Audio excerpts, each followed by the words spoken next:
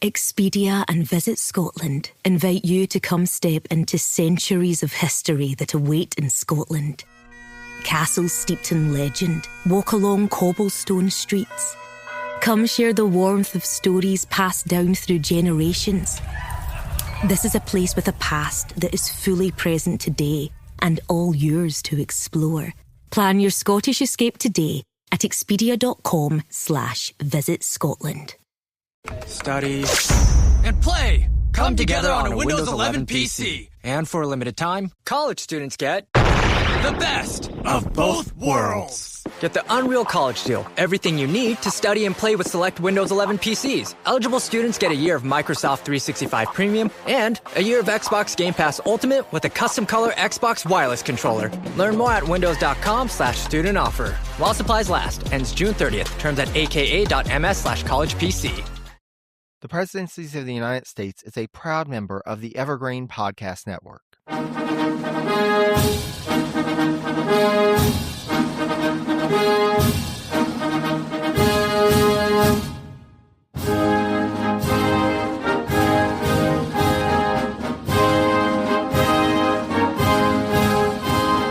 Greetings, everyone, and welcome to the Presidencies of the United States. I'm your host, Jerry Landry. As this is part 2 of this 2-part episode on the Monroe First Ladies, I'm obliged to put in this disclaimer that if you haven't listened to part 1 yet, be sure to do so. In part 1, we discussed Elizabeth Courtwright's early life, how she and James Monroe came together as a couple, and their starting a family in the midst of Monroe's political rise and diplomatic missions to Europe. In this episode, we'll see how Elizabeth and her daughters Eliza and Mariah Hester deal with Monroe's 2 terms as president and what it would mean for the rest of their lives. Before we get to that, though, I'd like to thank my special guest for this episode, Ann Foster. Ann is the host of the Vulgar History Podcast, which looks at history through a feminist lens, focusing on the women often removed from the narrative. She has covered the lives of some fascinating women from various points in world history, and Vulgar History is on my regular rotation, so I highly recommend that, once you're done with this episode, you check it out by going to vulgarhistory.com or by searching for Vulgar History wherever you get your podcasts. Anne is also the author of Rebel of the Regency, the scandalous saga of Caroline of Brunswick, Britain's uncrowned queen. So be sure to check it out as well.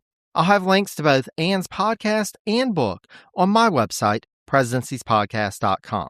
There you can also find past episodes of the podcast, links to more about all the American presidents, and information on how you, yes, you, dear listener, can help support the Presidencies podcast. Without further ado, after this brief message, let's continue with my discussion with Anne about the Monroe First Ladies.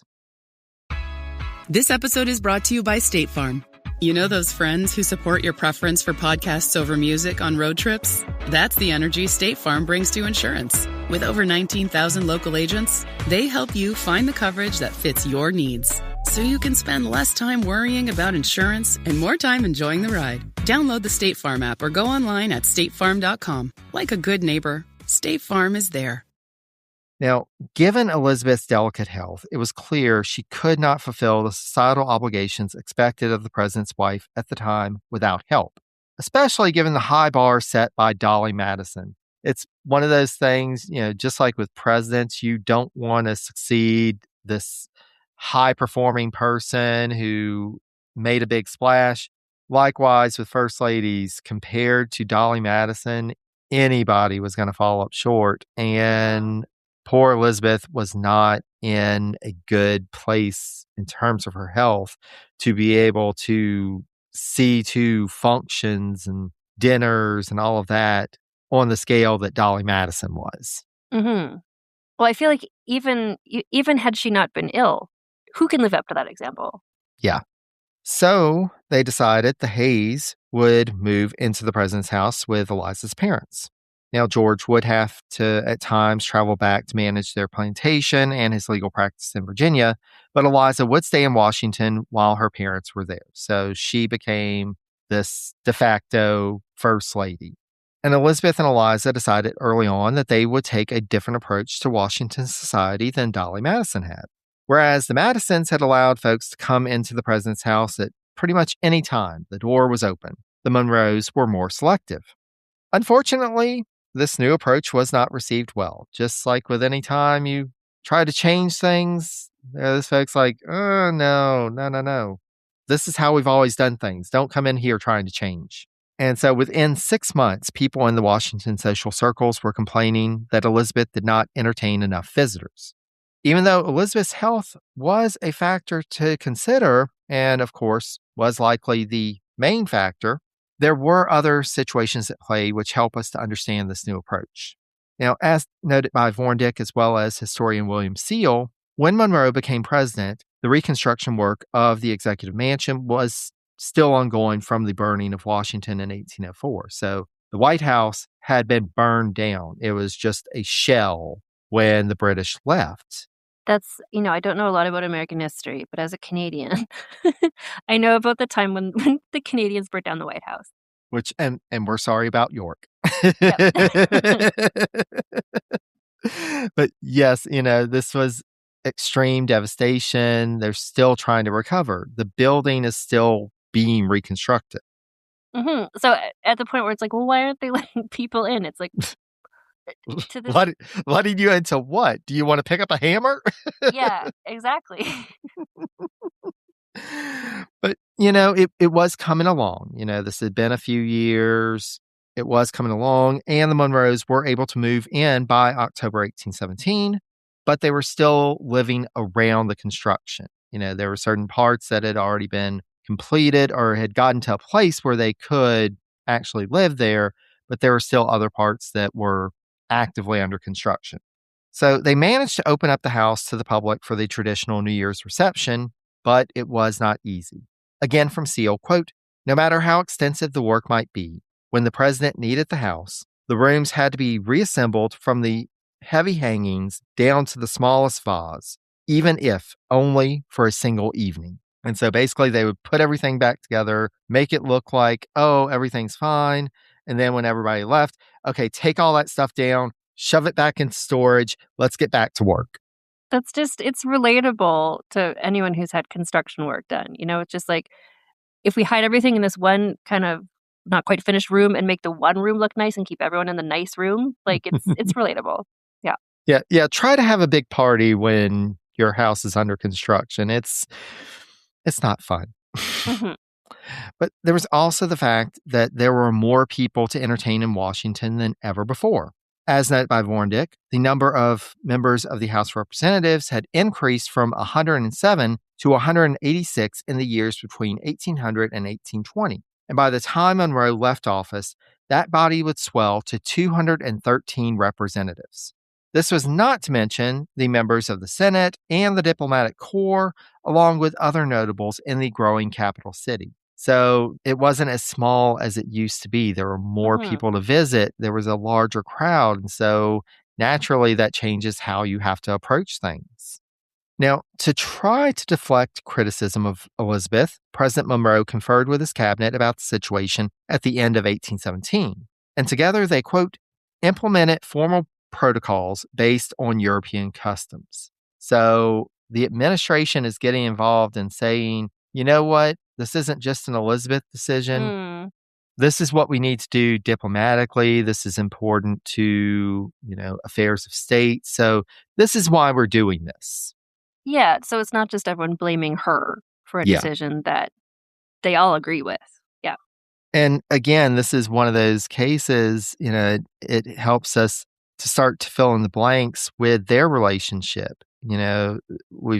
And I know you've seen in history instances of, if a public figure has a wife that is doing something that people don't like, they'll just say, oh, well, just stop doing that or do something different, versus James is saying, no, I'm going to support my wife on this. And this, I think it all comes back to when they first got married and kind of no one really understood what they saw in each other, but she fell ill and he's standing by her.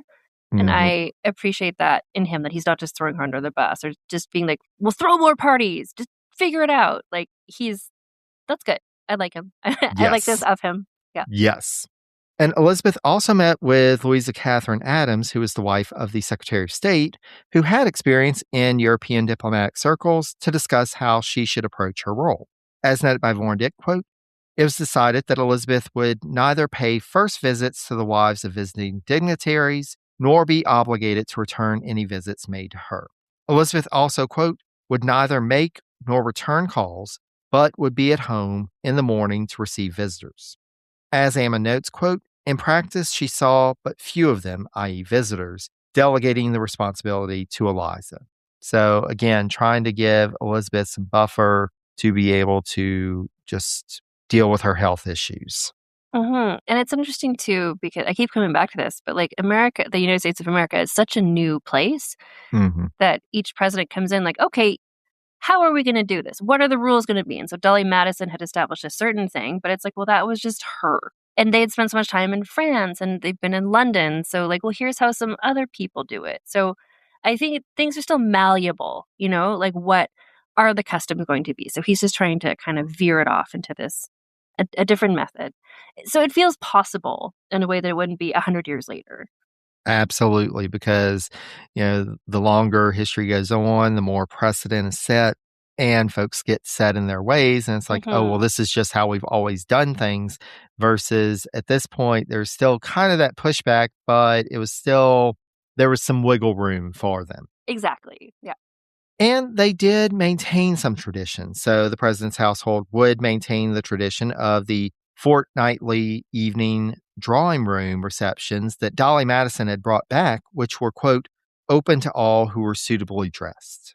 And so still trying to keep with some traditions, but also making changes where they could. And indeed, at a drawing room in January 1818, Louisa Adams wrote to her father-in-law describing Elizabeth as follows, quote, she was dressed in white and gold, made in the highest style of fashion, and moved not like a queen, for that is an unpardonable word in this country, but like a goddess. I wonder, because Napoleon also called her La Belle Americaine, and this description of Elizabeth, like she has this illness, but it's clearly not affecting her beauty. People keep pointing it out. She must have been a very stunning person. Yes, you can only imagine that, even despite her ill health, she still has this composure about her and she still makes this presence. I'm just picturing, like Elizabeth Taylor in her later years or something like that, just this elegant goddess. Yeah. Absolutely. Now, as Louisa Adams said, this word queen is not always viewed fairly and as something good in America at the time. And there were some who took to dubbing the First Lady Queen Elizabeth. But unlike when her predecessor was called Queen Dolly, that was seen more as, Dolly is the belle of the ball. With Elizabeth, it was intended to actually be an insult. And they would criticize these changes that Elizabeth and Eliza had implemented. But despite the criticism of her, in Monroe's 8 years in office, the only time there wasn't a big crowd at the drawing rooms was when rumors circulated that Elizabeth wouldn't be present. So she was, we talked earlier, like she spoke French and she had all this training. So like when she was able to get out of bed, like she showed up, like she was clearly such a charismatic person as well. Can I just clarify? So 8 years in office, so he was reelected, Monroe? Yes, okay. He was reelected, and the 1820 election is one of the most interesting in the fact that he had no challenger. And indeed, he was not really renominated for the presidency. They decided, they gathered in what was called the Congressional Caucus at the time, but they decided, you know what, we don't even have to make a formal recommendation for him to be nominated as president. He's already there. His stuff is there. Let's just keep Nobody else. Let's just keep him there. And so it was the most, and we're so used to elections being times of such passion and fervor. This was really one of those rare instances of everybody just kind of shrugging and, I guess he can be president again. Is this part of just because people, there's so much contentious stuff going on, but like, they're just like, he can get stuff done. We're happy with his work. Yeah. Nobody has any big complaints. Just keep on going. I feel like that's so like unprecedented before and after in American history that everyone's just like, okay, we agree. Yes. Which there are some times that I wish that we would have more elections like that it was just, doing a good job. Makes sense. Fine. Carry on. But as noted by Ammon, quote, to a remarkable degree, the Monroes lived a completely private life in the White House, enjoying a domestic seclusion respected by their contemporaries who did not consider the family life of public figures a subject for public curiosity. So they were able to actually establish some sense of privacy in the White House that, modern day presidencies really don't have. It wasn't quite the fishbowl that it is nowadays. But the 31-year-old Eliza, when this presidency started, she would take on the lion's share of responsibilities at the president's house. But even her biographer, Vorndick, notes that, quote, while well-intentioned, she was ill-prepared for the task. Secretary of State Adams described Eliza as, quote, an obstinate little firebrand, while his wife, Louisa, asserted that, quote, this woman is made up of so many great and little qualities, is so full of agreeables and disagreeables, so accomplished and so ill-bred, has so much sense and so little judgment. She is so proud, and I scarcely ever met such a compound. A woman of many contradictory layers. Yes. And it's understandable. And again, we don't know all of what was going on with Eliza in her life, but here she's married to this guy who is older than her mother. She has a child. She's had some complications with childbirth, and now she's having to fill in to help her ailing mother as this de facto first lady, and it's not something that she's really been trained to. She hasn't operated in this sphere before. You have to imagine that it was very stressful for her. Mm-hmm. Well, and also the same way as I'll just speak specifically to women in the public eye this day, every single move they make is so judged and watched. And it seems like if she was a lovely person and then, she just had a moment of where she just snapped at somebody, everyone's like, oh, did you see that she did that? Like the pressure on her would have been so enormous to just be perfect all the time. And no one can do that. Absolutely.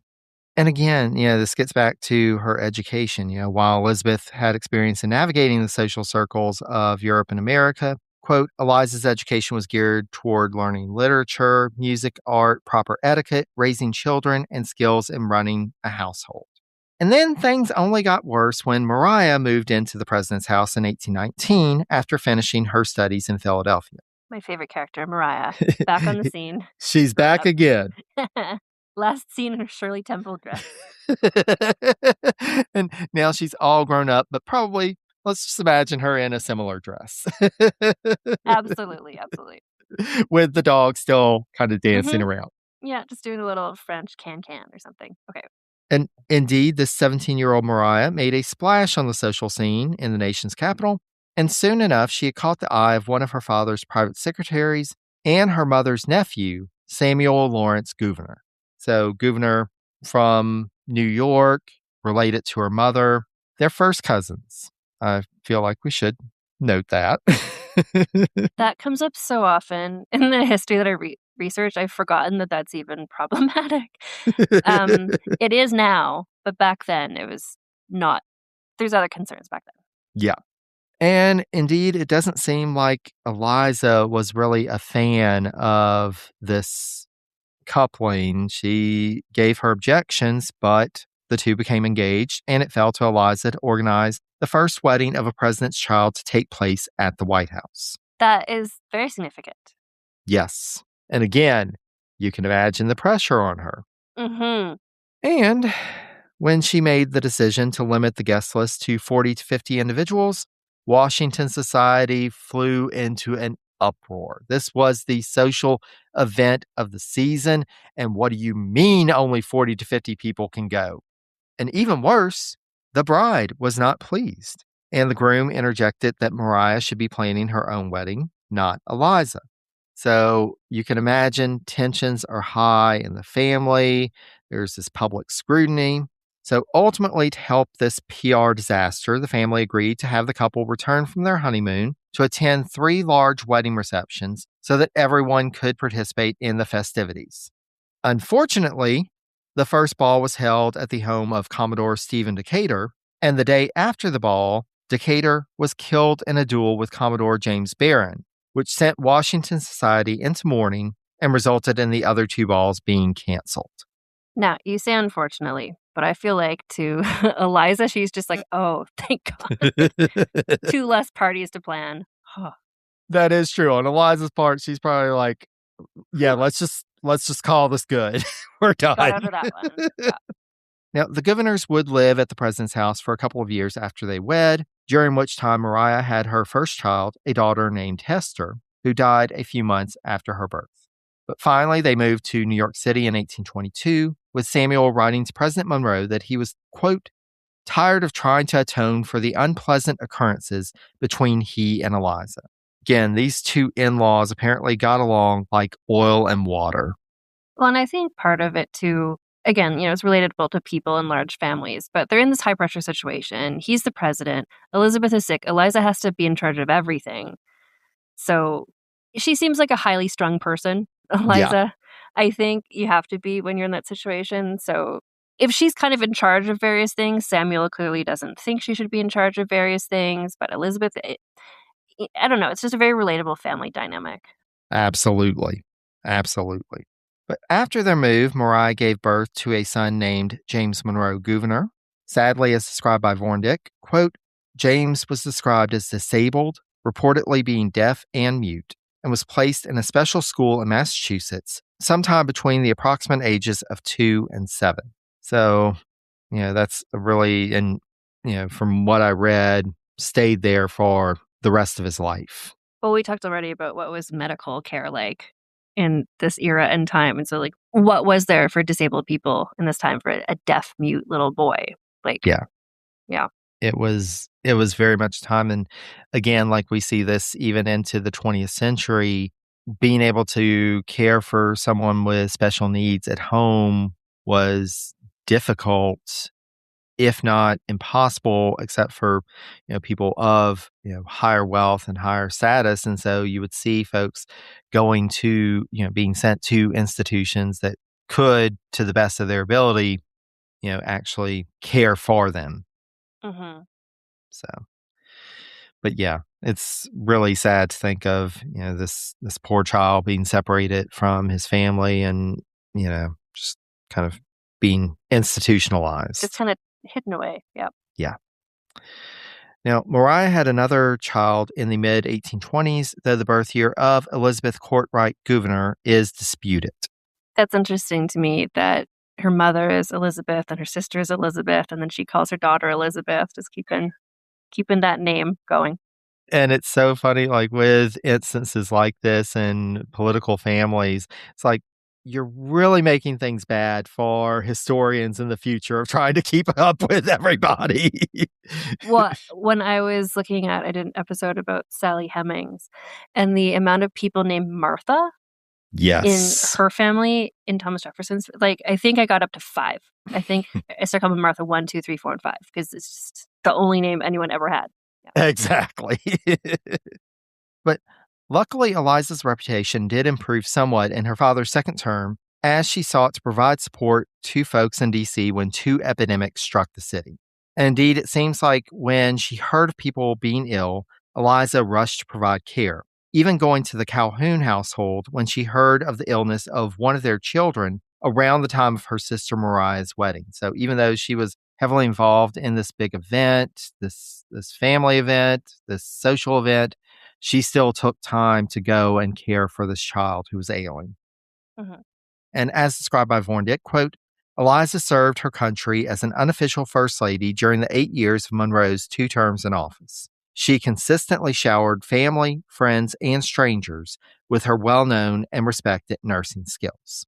Now, as I alluded to before, the Monroes decided to move permanently to Oak Hill after James left the presidency, and thus James had arranged for the building of, quote, a grand brick house on a high prospect on the property in Loudoun County, to which they moved in 1825.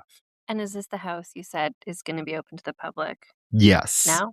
Yeah. Yes. So they are selling it. It's going to be open to the public. It's going to be, actual a nationally preserved house. So that's going to be amazing to see. And maybe, where we're kind of looking for clues into what were these people really like. Seeing what the inside of the house is, you can get some, obviously the decor has changed and stuff, but you could just get a sense of the person by what decisions did they make.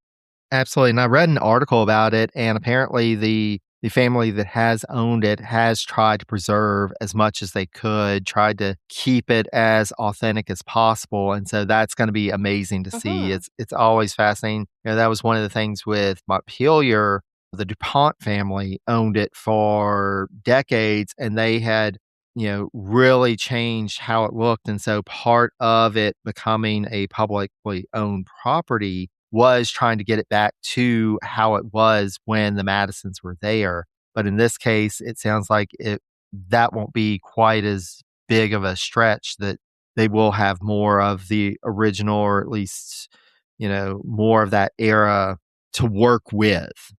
Mm-hmm. So that'll be nice. Mm-hmm. And honestly, for this whole family, I'm happy that they can just retire now. All this traveling and all these jobs and hosting these parties, like they can just relax. I hope. Yes. We'll see. We'll see. Now, the next year, Monroe sold his Highland plantation near Charlottesville. So they're like, we're in Northern Virginia. That's it. We're not going back to Charlottesville. Unfortunately, Elizabeth's ill health continued to grow worse, to the point that Eliza moved in with her parents to care for her mother. Now, and when I read this, it was just like, oh my gosh. Just before Christmas 1826, Elizabeth suffered from a seizure and fell into a burning fireplace. Suffering from burns over a third of her body, as well as other injuries sustained in the fall, Eliza tended to her mother, who did not regain full consciousness for 3 days. That's horrifying. Yeah. That's horrifying now. That's horrifying then. That's just, oh my gosh. And especially, here, this daughter tending to her mother and having to process, when somebody has that extensive of burns, has suffered a seizure, you can only imagine what was running through her mind. But and it's your mother. Yeah. And it's your mother. You're having to play doctor and nurse for. You're having to tend to her medical care. You are her primary caregiver. I will say, just your next bullet point, that Elizabeth recovered. Yes. It's like, this is testament to Eliza's, what did you say? Her respected nursing skills? Yes. The fact that, it took some time, but Elizabeth did recover enough to resume some of her regular activities around Oak Hill. I mean, there are lots of folks in that situation who would not have come back. So that's just amazing. Mm-hmm. Mariah, meanwhile, was dealing with scandal. As the Long Island Star reported in 1826 that her husband, Samuel Gouverneur, was, quote, indicted for improper practices as directors of moneyed institutions. So apparently some financial mismanagement. And this was definitely a fall from grace very quickly, because Gouverneur the year before had been a member of the New York State Assembly. So he was on this rise, and then all of a sudden, you're going down.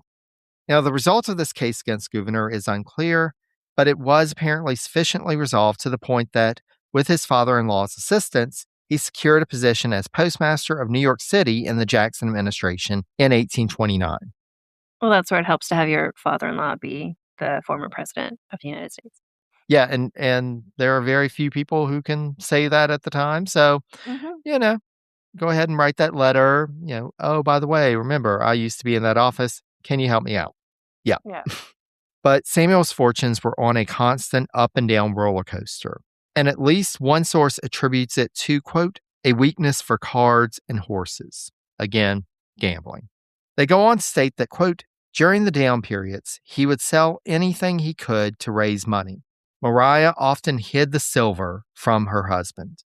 Oh, yikes. Yeah, not good at all. Mm-hmm. Now, in 1829, Eliza's daughter, Hortensia, married Lloyd Nicholas Rogers at Oak Hill, wearing a quote-unquote lace overdress that her mother and grandmother had both worn at their respective weddings. This lace was apparently handed down for a few generations of descendants. So it's nice to have this physical link to the past. Mm-hmm. But the newlyweds moved into the Rogers family mansion in Baltimore known as Druid Hill, part of an estate originally farmed by enslaved labor. Lloyd's father, upon his death in 1822, had emancipated all of those enslaved at Druid Hill. So, again, that thread of slavery is still going through their lives. Mm-hmm. Eliza, however, suffered at the loss of her only daughter's company and wrote to both Lloyd and Hortensia about her anxieties over Hortensia's health and her adjustment to life as a married woman away from her mother. So Eliza, you get a sense of her. She is very devoted to family, and not being able to be close to her daughter, she suffered because of that. Well, and I think she seems like someone who she was in charge of the whole family for those 8 years, at least, Yes. when he was president. And so to have everyone dispersed, I think, so she used to have everybody all under one roof. And now she's Yes. just kind of getting used to not being in control of everything all the time. Yes. And things would get a bit more out of control for Eliza. Mm-hmm. In October 1829, Eliza traveled with her parents to Richmond for the former president to attend the Virginia Constitutional Convention. Now, Elizabeth and Eliza soon returned home to Oak Hill after getting James settled. But upon hearing of James's ill health while in Richmond and receiving a summons from her father, Eliza returned to Virginia's capital. Now, though Monroe, accompanied by his daughter, would return home to Loudoun County, 1830 would find Eliza tending to both her mother and her husband in their respective ill health. Eliza would then travel with George Hay in the spring of 1830 to Washington, D.C. for him to receive medical treatment. While there, she would pop up to Baltimore to assist with the birth of her first grandchild, Harriet Murray Rogers, on May 4th. So Eliza... Oh, no, I was just Yeah, going to say, okay. she's in like so many of us are these days in that sandwich generation where you're caring for your elderly parents, but then there's also maybe young children. But for her husband and her mother are the same age. So she's caring for both of them. Oh my gosh. Yeah. And just having to pop around here, there, Richmond, D.C., going up to Baltimore. I mean, this is... And this is like carriages. This is Yeah. not a quick little flight. There's not highways. Yeah, this is not the time of railroads. We're almost there, but not quite. So all this traveling, yeah. Meanwhile, a relative of George Hayes brought him to White Sulphur Springs for treatment, while Eliza tended to the relative's sick children in Washington before returning to Oak Hill to take care of her parents. And so now she's taking care of a relative's children before having to go home to take care of her parents. She is the ultimate caregiver, but you got to imagine, this was stretching her thin. Yeah, she's kind of like her dad was, where just like, oh, who can run this committee? Who can do this? Who can be the diplomat? And he got all the jobs because he did it well. It seems like she's being, well, who can care for this sick person and this sick person? Like suddenly she's caring for all the sick people. Yeah. Yeah. And sadly, neither Eliza's mother nor husband would recover. In mid-September 1830, Elizabeth Monroe collapsed. Shortly after, Eliza was summoned to her husband's deathbed, but did not make it to him in time, for he passed on September 21st. 2 days later, on September 23rd, Elizabeth Monroe passed away, and scholars are unclear as to whether Eliza was at her mother's deathbed as she passed. So, 2 big figures in her life gone within 2 days. Mm-hmm. Now, a burial vault was constructed on the grounds where Elizabeth's remains were interred, but it's not known where exactly George Hay was buried, but it's assumed somewhere on the grounds of Oak Hill. Now, this left Eliza to settle her husband's estate. Their home, Ashfield, had already been put up for sale prior to George Hay's death, and the advertisements for the house continued on in 3 Richmond newspapers through December 1830, when supposedly someone purchased it at auction. Unfortunately, no records of the sales exist, so somehow it was taken care of, but we don't really know the details. Now, upon hearing the news of her mother and brother-in-law's passing, Maria traveled with her family to Oak Hill, and the 2 daughters decided that it would be better for their father to live with Maria in New York. And so Eliza journeyed with him in order to tend to Monroe. The former president did not last a year after his wife's death, passing away on July 4th, 1831. And we'll cover his death in more detail in his post-presidency episode, but we can only imagine the impact of losing both of their parents and, for Eliza, the added loss of her husband in less than a year's time. This is massive. And after she had been single-handedly caring for all of these people, so. Yeah. Yeah. Eliza, according to her father's wishes, remained at the governor's home in New York for the rest of the year. But at some point in early 1832, she traveled to the Rogers home in Baltimore to assist with the birth of her grandchild, Hortensia Monroe Rogers, in mid-March. So, giving Hortensia some time to recover and working to settle some of her father's affairs, Eliza began to prepare for a trip to Europe that she had been contemplating for some time. And so, again, this is something, we see with people who are caregivers on a long-term basis, and then they have that loss, and it's like, what do I do? I don't have those folks to care for anymore. And Eliza's trying to figure out what's next for her, and she decides, you know what? I want to go back to Europe. You know what? Because she spent years there just after the revolution, but then also 4 years when she was a teenager. So of course she would. Yeah. Yeah. And so to have some money to travel on, in May 1833, Eliza sold some land that still remained in her possession at Oak Hill in Loudoun County, Virginia, to her sister Mariah. So at that point, trying to get some money, some actual cash money to travel on. By June 1833, Eliza Monroe Hay was off on the packet ship George Washington, bound for Europe. It is believed that a Colonel White from Florida, who had done business in Washington, D.C. during her father's administration and who had ties to the Bonaparte family, was arranged to be her escort when they found they would be sailing to Europe at the same time. So her connections to Hortense, Beauharnais, and the wider Bonapartes continue to, Absolutely. Now, Eliza's year in Europe gives us an opportunity to address some of the biggest myths about Eliza, that she met the Pope and joined a convent. Now, details are murky about what she did during that time, and Barbara Vorndick felt that she most likely visited Hortense de Beauharnais, who was residing in Switzerland at the time, but in her research, she could not find conclusive evidence to prove that this visit happened.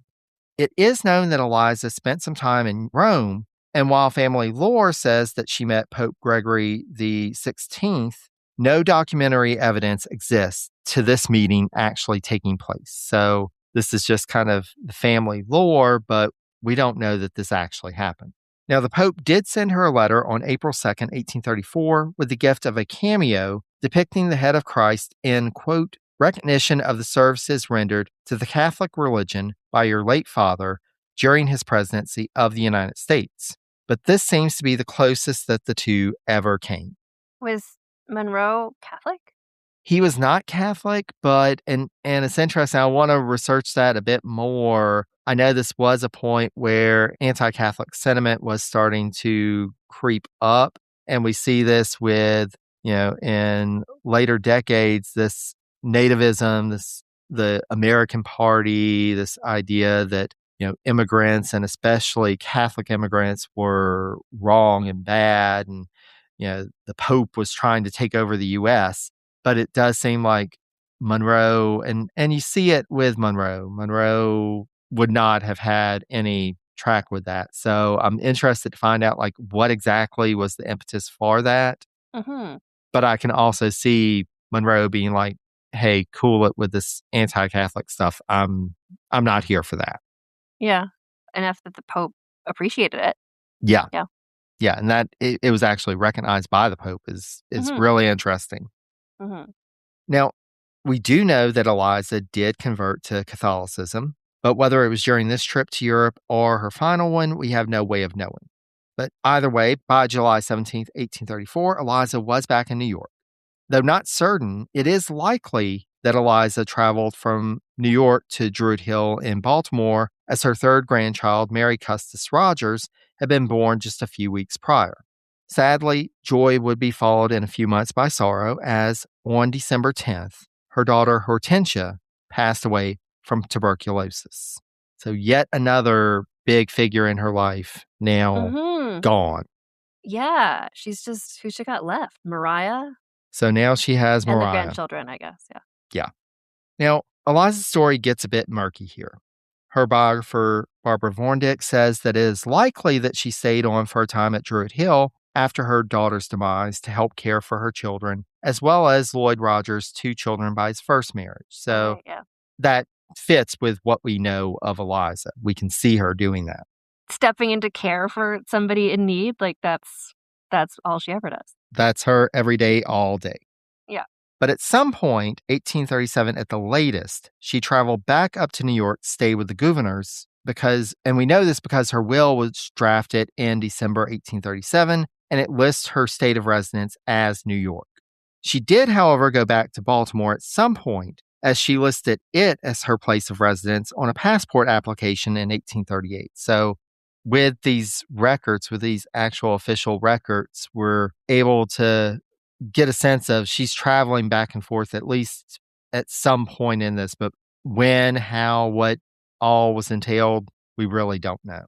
Meanwhile, Samuel Gouverneur was still postmaster of New York City, and under the direction of Postmaster General William T. Berry, Gouverneur started in February 1834 to seek loans from banks to keep the New York City post office afloat. And we'll cover this more in Berry's Seat at the Table episode, but as we'll see, this became a scandal.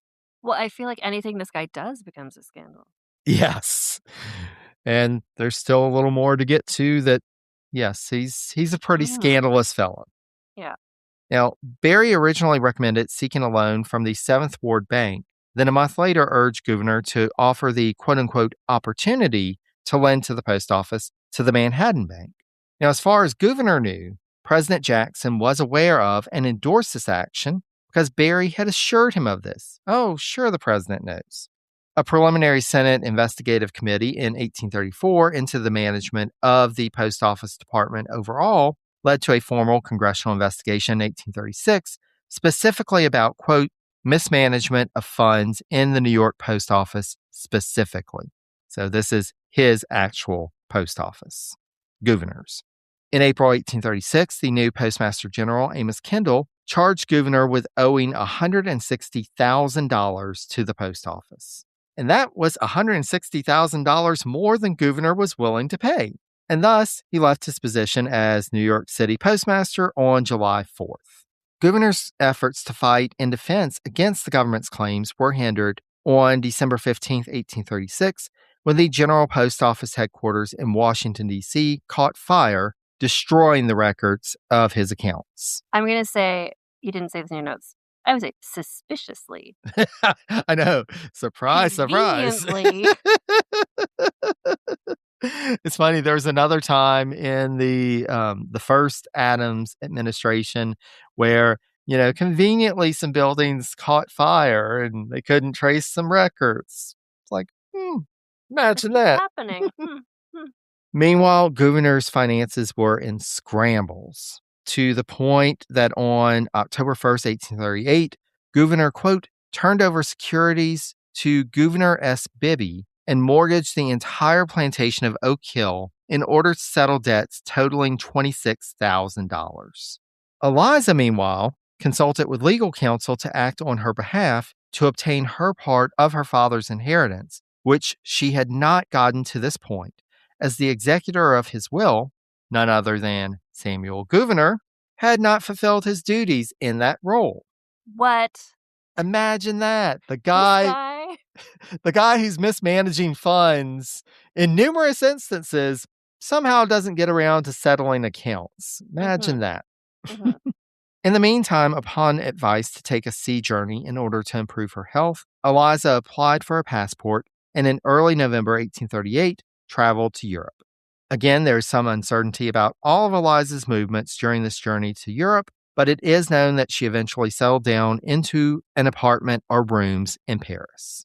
Meanwhile, back in the U.S., Gouverneur had to advertise the sale of large portions of Oak Hill in order to meet his financial obligations, as his trial for the claims that he owed $100,000 to the U.S. Post Office began in early May 1839. During the trial, the amount was reduced to $75,000 by the legal counsel of the U.S. government, but this was still a large amount, and the trial was well covered in the newspapers, which likely added to Gouverneur's embarrassment.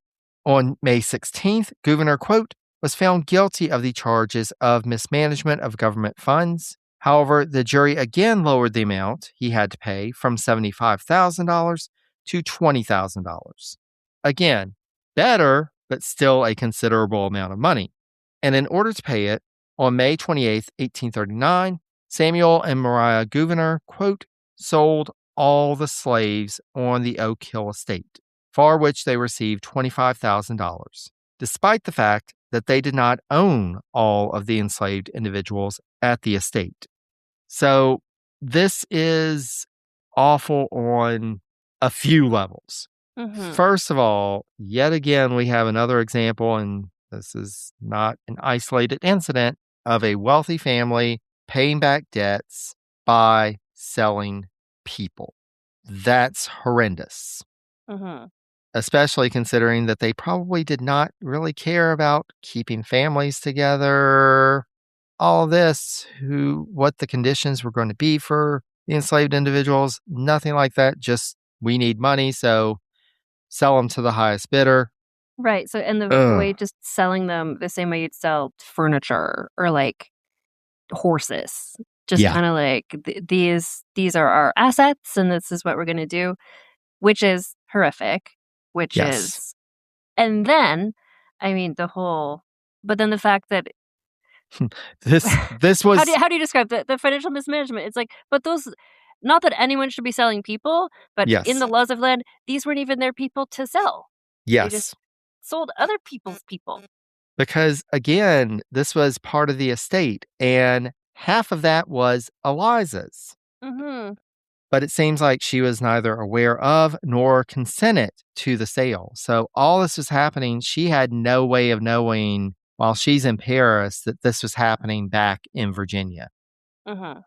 And no way of seeking legal recompense. Mm-hmm. And indeed, Eliza could have used the money, as she was so desperate for funds that in September 1839, she drafted a letter to French King Louis Philippe, reminding him of her parents' kindness to his mother during the French Revolution, and asking him, quote, to aid me for a short time. If your majesty would allow me a few rooms on the smallest scale in one of his numerous palaces in Paris, until my affairs are settled, I should feel myself under the greatest obligations. And this is sort of like how you're explaining about Monroe himself and how there wasn't really anyone to run his businesses and stuff while he was away. There's all this financial stuff happening and she just doesn't have someone in her corner who can manage it for her. No, because everybody's gone. Except for her sister. Except for her governor. her wonderful brother-in-law who, would sell anything. Yeah. So there's really no one helping her in this situation. Yeah. And meanwhile, she's in Paris. She has nobody. And she's so desperate that she even turns to the king and, hey, you remember my father, the former president? Mm-hmm. You remember how he was kind to your mom? Can you please help me? I just, you don't need all those rooms. Just give me a room. Give me a couple of rooms. Which honestly, fair and true. Yeah. I'm sure there's some rooms that are not being used. Louis Philippe probably didn't need all those rooms. Yeah. Mm-hmm.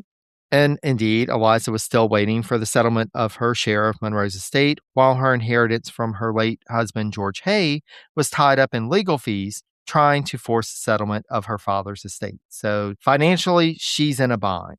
Mm-hmm. Indeed, she was struggling to meet the cost of fuel, quote, to keep warm, cook meals, and maintain her health in Paris. So just basic needs, she's having a hard time meeting. Mm-hmm. Only a few months later, on January 27th, 1840, at the age of 53, Eliza Monroe Hay passed away. No cause of death was listed, and her biographer Vorndick speculates that Eliza succumbed to tuberculosis that she acquired either from her father or her daughter years back, and that had been, quote, in remission before becoming active again. Now, I've done a lot of learning about tuberculosis in my recent podcast series. It was a lot of people are having tuberculosis in Regency, England. Yes. And that is exactly how it works. Like, you have it and it never goes away. Like, it just keeps stress or like that she was under, or just like if your living conditions, like if your health suffers, it can just reoccur. So that sounds likely to me. And I'll actually ask you offline for some recommendations because, yes, it was prevalent in the US at the time as well. Like increasingly, everybody that I'm coming across, somehow tuberculosis is coming into the story. And so it's like, okay, now I need to learn about tuberculosis. So I may be asking you for some resources. I'm going to tell you and everybody John Green's book, Everything is Tuberculosis, is all you need. I actually just got that one. So Yeah. perfect. No, exactly. But yeah, because we don't need to get into it. But it's Yeah. a viral. Like, right, if you cough and you have tuberculosis and somebody else is nearby, they're going to get tuberculosis. That's how it's spread. So someone like Eliza who's tending to sick people all the time, like, of course she's going to be exposed to it. Yeah. And Eliza was honored with a Catholic Requiem Mass at Saint Philippe du Roule before she was buried in the Cimetière du Père-Lachaise. And the U.S. consul in Paris sent word on February 14th to Secretary of State John Forsyth of Eliza's passing. Now, when the consulate worked to wrap up her affairs in Paris, they found that Eliza had died heavily in debt, far more than the items in her possession at the time of her passing would cover. I know that this is, again, like America at this time is still figuring out, like, what are our processes, what are our duties, but I can't imagine, like, she effectively was First Lady, like, she did all those duties. For the First Lady of the United States of America to die in these conditions and to have no one helping her, I would presume nowadays there's a pension or something. I don't know. It just seems really sad. Or at the very least, in later times, folks take up donations to before it becomes something that is more institutionalized in the government. But yeah, nobody's helping her. And it's just like, and like you said, like, because all of her relatives are dead. There's nobody, there's no extended family to step in. Like, I don't know, some of the people who her father worked with, their families, it's just like, there's no one there to help her. And she was only ever helping other people. And this is just a really sad end for her. Yeah. Yeah. And indeed, once word arrived back in the States, Eliza's son-in-law, Lloyd Rogers, filed not one but two wills that Eliza had drafted, one written in May 1837 and the other written in December 1837, both of which left her estate to her grandchildren. But Rogers was the executor listed on the May version, while an attorney named Richard Smith and none other than Representative John Quincy Adams himself were the executors in the December will. And ultimately, the December will was deemed the legal one. Now, Mariah and Samuel Gouverneur, because of course we've got to get back to the Gouverneur drama, they moved to Washington, D.C. in the 1840s, and Samuel worked for the State Department from 1844 until 1849. I'm just going to say this guy just keeps failing upwards. He is the greatest example of failing upwards of this time. Now, during their time in Washington, they used Oak Hill as their summer house. Then, after Samuel left his government position, they took Oak Hill as their permanent residence. And it would be here where Mariah Hester Monroe Gouverneur died on June 20th, 1850, at the age of 48. Just over a year later, in August 1851, Samuel married Mary Diggs Lee and moved to her estate in Frederick County, Maryland. I know we're like wrapping up, but I have to imagine that she was very wealthy.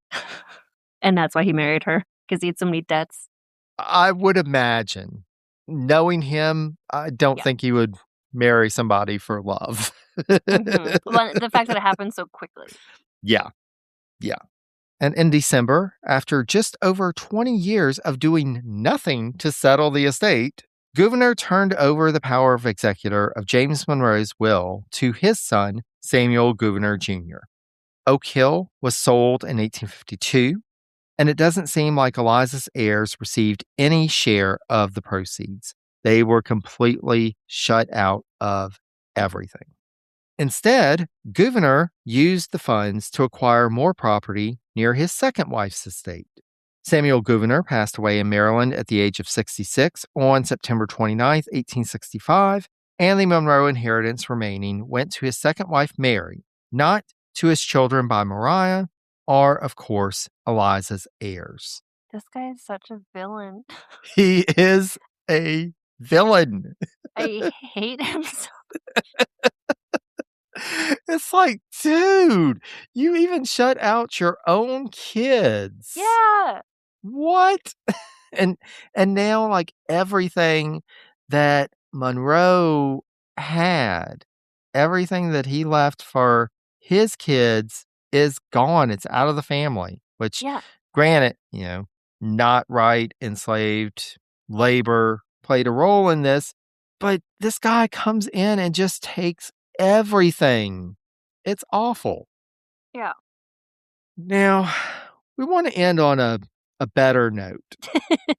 Let's not just my sudden hatred of Samuel Gouverneur. Yeah. Samuel Gouverneur steals from everybody. Eliza dies alone and penniless in Paris. We've had a lot of bad things happening. Mm-hmm. But though she passed away 186 years ago, there has been a recent development in Eliza's story. Now, Barbara Vorndick, who I've mentioned numerous times, she wrote Eliza's biography. She also worked to raise funds to exhume Eliza's remains from her unmarked grave in Paris and bring them back to the U.S., where in October 2025, they were reinterred with those of her parents, James and Elizabeth Monroe, at Hollywood Cemetery in Richmond. So she's no longer in Paris by herself. She's back with her parents. With her parents who she cared for so much. Yes.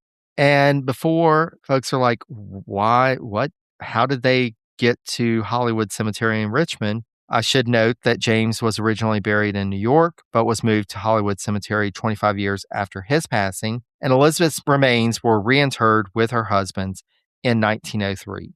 So it took many decades and over a century to happen, but the family, at least those three, are back together in their death.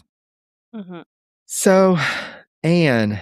What a saga. My gosh. Yes, it was. And the more I went into this research, it was like, oh my gosh, this is a fascinating story. There are so many twists and turns. There's so much that intersects with this. And there's so much that I know for my part, and I imagine for you as well, I'd love to know that we may never know, but at least we're able to get a better sense now than has been presented in the past of Elizabeth, Eliza, Mariah, and just this history that has gone unnoticed and unremarked upon for so long. Well, I'm so appreciative for Barbara Vorndick for clearly all the research that she put together to write the book that she did. Yes. And this trying to do something for Eliza, trying to be there for her in ways that so many during her life weren't. So, yes, kudos to Barbara Vorndick. Mm-hmm. And with that, Anne, thank you so much for being here. Thank you so much for joining me for this episode. I hope that this has proven enlightening and, it's interesting, for somebody who is so enmeshed in the history of the Regency. It's interesting that there were some parallels to the work that you've done and the research that you've done. Well, it was interesting for me to see kind of what was, I haven't done anything this season about what was happening in America while all this stuff was happening over in England. And this is what was happening. Yeah. Well, and to our listeners, thank you so much for joining us. And I do recommend after you get done with this episode, check out Vulgar History, available anywhere fine podcasts can be found. And also get a copy of Rebel of the Regency, the scandalous saga of Caroline of Brunswick, Britain's Queen Without a Crown. And again, talk about another story with many twists and turns and all kinds of drama. Villains. Yes, and definitely some villains in the mix. And Anne, thank you so much for joining me. It was absolutely my pleasure. I love the work that you do. American history is, as someone from Canada, like I've just never really engaged with it, but I love the human way that you tell the stories and you make it understandable to people like me who maybe don't know the backstory, but really showing who these people were, not just the person in a portrait, but why did they make these decisions? And I really think that's important to have that context for American history. Absolutely. For our listeners, thank you again. I will have links to Anne's podcast as well as book on the page for this episode on my website, presidenciespodcast.com. Feel free to follow both of us on social media. We're available on major platforms. Do all the things. We are so glad to have you here. Thank you so much for listening. And until next time, stay safe and healthy. Be kind to one another. And take care, dear friends.